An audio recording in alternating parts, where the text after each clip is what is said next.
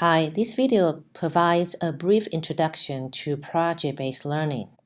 According to the Bach Institute of Education, the definition of PBL is a teaching method in which students gain knowledge and skills by working for an extended period of time to investigate and respond to a complex question, problem, or challenge.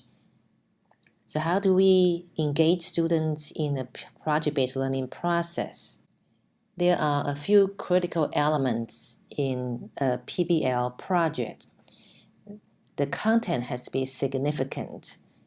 At its core, the project is focused on teaching students important knowledge and skills derived from standards and key components at the heart of academic subjects. Also, the second main component, it has to address the 21st century skills. Students build competencies valuable for today's world, such as problem solving, critical thinking, collaboration, communication, and creativity and innovation, which are explicitly taught and assessed. And in engaging students in the content learning, we need to provide a driving question, focus by an open-ended question that students understand and find intriguing, which captures their task or frame their exploration. We want to provide in-depth inquiry. Students are engaged in an extended, rigorous process of asking questions, using resources, and developing answers. They also need to know why they are doing this.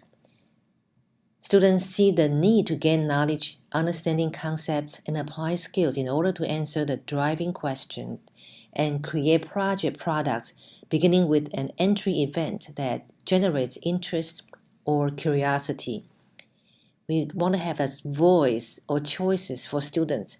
Students are allowed to make some choices about the products to be created, how they work, how they use their time, guided by the teacher and depending on age level and PBL experiences.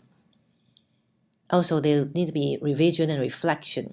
The project includes processes for students to give and receive feedback on the quality of their work, leading them to make revision or conduct further inquiries. And there need to be a public audience.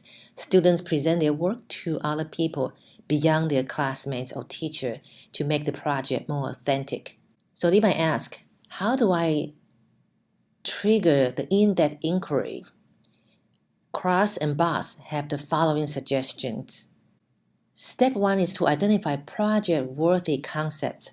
Ask yourself, what important and enduring concepts are fundamental to the subjects I teach? Identify 4 or 5 big concepts for each subject. Step 2. Explore their significance and relevance. Now think, why do these topics or concepts matter?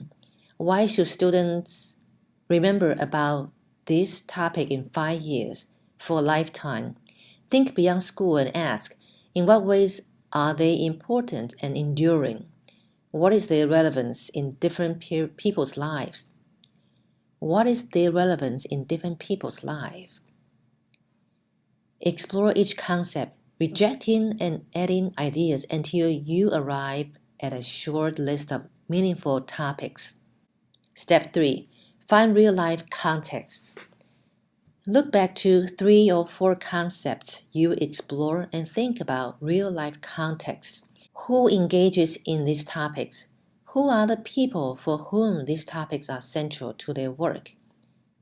See if you can list 5 or 7 professions for each concept. With that down, now think, what are the interdisciplinary connections? In what ways might the topic extend beyond my subject matter? For example, if your subject specialty was math and you imagine an entrepreneur taking a product to market, the central work might involve investment, expense, and profit analysis. The project might also involve supply chains and transportation, geography, writing a prospectus for a venture capitalist, language arts, and designing a marketing campaign, That's language arts, graphic design, and technology. Step 4. Engage critical thinking. As you begin to imagine these topics in the context of a project, ask yourself, what might you ask of students? How might you push past rote learning into investigation, analysis, and synthesis? Consider how you can engage critical thinking in a project by asking students to compare and contrast, predict, make a well-founded judgment or informed decision, understand, determine how parts relate to the whole, identify patterns or trends, etc. Step 5. Write a project sketch. Now step back and write a project sketch, or 2 or 3. For each, give an overview of the project. Describe the scenario and activities students are likely to engage in. And you'll find a few examples on our website. Step 6. Plan the step. 3 small but useful elements are left, and together with the project sketch, they provide a framework for the project. Write a title, entry event, and driving question for your project, and work with a partner to get started. One last step. Workshop your project idea, especially at step 5 and 6. Colleagues, students, parents, and subject matter experts will ask questions that will clarify your thinking and contribute ideas you might not have considered. So these are a few hints on how to get started with project-based learning. Lamar also have a few suggestions in working on a PBL. Be sure to use a lot of examples and rubrics to assess your students. They lead to effective assessment, and you'll find a few examples on the sample projects that we're going to provide. And give students time to revise their work and make sure they're authentic, has real-world relevance to motivate them to work. We want to cultivate a culture of quality, inspire students to work at their best, present the most quality work. Here's a template that you can download from the Buck Institute of Education website or from our course website. You will start with the name of your project, grade level, project idea, and big driving questions. Focus on the content standards and skills students are going to acquire, and what 21st century they're going to engage in, and what will be the products, culminating products and performances by groups or by individual. So follow this template and look at a few sample projects on the website. You will have some idea to get started. Here are the resources that we have used for this presentation. And I'll now take you to the website to see how you can find more sample projects. Okay, now we are at Blackboard on a module for project-based learning. So scroll down to where it says Explore. You will find a few links here that will help you search for sample projects. The first one is a bigger database.